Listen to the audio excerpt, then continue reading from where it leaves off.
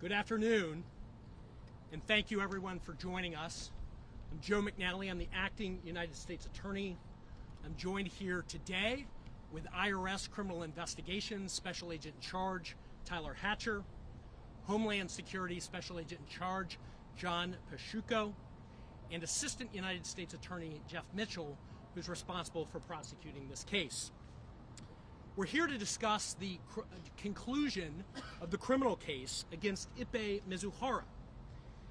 This afternoon, a federal judge sentenced Mr. Mizuhara to 57 months in federal prison for stealing more than $17 million from Shohei Ohtani that Mr. Mizuhara used to pay gambling debts. In conjunction with this case, Mr. Mizuhara also filed a false tax return by failing to report the stolen money as income. In addition to the prison term, Mr. Mizuhara was ordered to pay more than $17 million in restitution to both the IRS and Mr. Ohtani. The sentence, both the prison time and restitution, reflect the seriousness of the offense and send a strong message to others who might decide to engage in this criminal conduct. This case is a high-profile version of something that unfortunately happens all the time. An unscrupulous person takes advantage of the trust placed in them to victimize a vulnerable individual. We have made it clear many times, but I will re-emphasize that point today. Mr. Ohtani is a victim in this case. Mr. Ohtani is a victim in this case. Our prosecutors and the dedicated agents from the law enforcement partners that worked with us spent hours and hours sifting through text messages, email communications, bank records, and conducting interviews. All of that investigation points to one conclusion, and that is Mr. Ohtani is a victim in this case. He had money stolen from him, he was taken advantage of, and he was preyed on by Mr. Mizuhara. Mr. Mizuhara lied, he cheated, and he stole. His behavior was shameless. In one phone call that we made public and referenced in court today, Mr. Mizuhara impersonated Mr. Ohtani when he called Mr. Ohtani's bank, pretended that he was Ohtani, and used that identity to transfer money to Mr. Mizuhara's bookie. He did that 24 times when Mr. Mizuhara got on the phone again and impersonated Mr. Ohtani. This was criminal conduct, and it was criminal conduct by Mr. Mizuhara alone. Mr. Mizuhara took advantage of Mr. Ohtani. He was his de facto manager. He was his interpreter as Mr. Ohtani tried to navigate the world of baseball in Southern California and the United States. He was his close associate and his friend. Mr. Mizuhara took advantage of Mr. Ohtani's vulnerability as a non-speaking English person trying to navigate the celebrity baseball world in the United States. I want to recognize the excellent collaboration of law enforcement that brought about the result today, the partnership between our office, IRS Criminal Investigation Service, Homeland Security Investigations, who worked diligently not only to demonstrate that Mr. Mizuhara was responsible for the criminal conduct, but ultimately that Mr. Ohtani was a victim here, somebody who was taken advantage of and stolen from, like many of the victims we see in society. While today's sentence closes this case, I want to be clear that federal law enforcement will continue to work as partners to hold people accountable who victimize others, who interact commerce, target businesses, and we've done that today, and we'll do that going forward. With that, I'd like to turn the podium over to IRS Special Agent in Charge, Tyler Hatcher.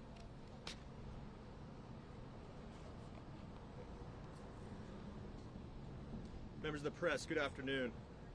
My name is Tyler Hatcher. I'm the Special Agent in Charge of IRS Criminal Investigation here in Los Angeles. The 57-month sentence that was handed down by Judge Holcomb is a culmination of impressive investigative work done by the U.S. Attorney's Office, Homeland Security Investigations, and the finest financial investigators in the world in IRS criminal investigation. This investigation started as a related investigation panned out, as well as information coming from Shohei Ohtani. When we do these financial investigations, oftentimes we uncover facts that lead us down a path that is a little bit surprising to us. I'm going to relay some of those facts to you now. We all know that Shohei Ohtani had a personal friend and interpreter who was Mr. Mizuhara. Mr. Mizuhara was heavily involved in Mr. Ohtani's life. We found through our investigation that he conducted over 19,000 bets over about a 2.5-year period. This culminated in a little over $330 million in funds won and lost together. We know this resulted in the theft of a $7 million from Mr. Ohtani.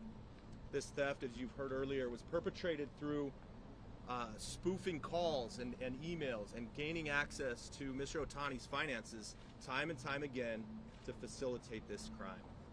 As we looked into the investigation, we were able to also find out that this culminated in Mr. Mizuhara not claiming this income on his income tax returns. I would be remiss if I didn't remind everybody, especially now that we're 2 weeks into tax filing season, that all income, whether gained legally or illegally, is taxable. A fact that Mr. Mizuhara found 1.1 million hard ways to do it right. Thank you. Good afternoon. John Pashuka, I'm the Acting Special Agent in charge of Homeland Security Investigations. I want to point out this case highlights the results that are achievable when multiple agencies come together, bringing together their individual powers and authorities together to reach a common goal. As a principal investigative arm of the DHS, HSI will continue to investigate all illicit financial crimes and financial fraud schemes through our El Camino Real Financial Crimes Task Force. Most importantly, we won't stop working for the victims. Finally, I'd like to congratulate the members, special agents, analysts of the team, as well as the U.S. Attorney's Office, specifically AUSA's Jeff Mitchell, Rachel Agres, and Dan Boyle. Thank you. All right, for Q&A, who wants? None? Sir. This is for either Jeff or Joe. Beyond this case, why do you think there's been a confluence of sports betting scandals lately? There's an NBA player who's facing charges, 3 colleges under investigation for court shaving, and an MLB umpire who's fired for his association with a poker player this week. Why do you think that convergence has occurred, and what role does the government have in curbing that activity? Yeah, so look, I think that there's a lot of money in the industry, and that creates opportunity for people that want to violate the law and engage in criminal conduct. Obviously, this case has 2 parts. One is obviously a gambling nexus or angle that you pointed out. The other is just good old-fashioned, fraud, which is really the focus of the charges here, the bank fraud that Mr. Mizuhara committed. But I think fundamentally the answer to your question is money. It's an opportunity where people can make a lot of money in that space, and if people want to engage in criminal conduct and exploit it, they're going to be looked at by law enforcement. Next.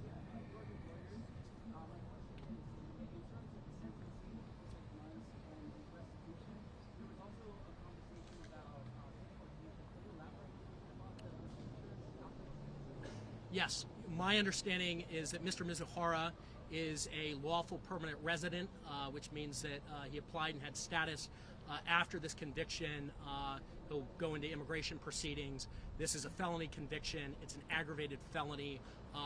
My expectation is that he will be deported based on the conduct here, but ultimately there are civil immigration authorities that will deal with that in short order. Next. Sir. Question to Mr. Mitchell. Regarding the sentencing, the judge pointed out to the misrepresentation and omission in Mizuhara's letters. Can you elaborate on this? Well, I think that as we indicated in our papers and in court, Mr. Mizuhara minimized. I think the court recognized that he minimized, made misstatements, and the court took that into account as part of the sentencing. I would point you to the comments of the judge who found those things and found that there was minimization by the defendant, and I believe it was taken into account as part of the sentencing process.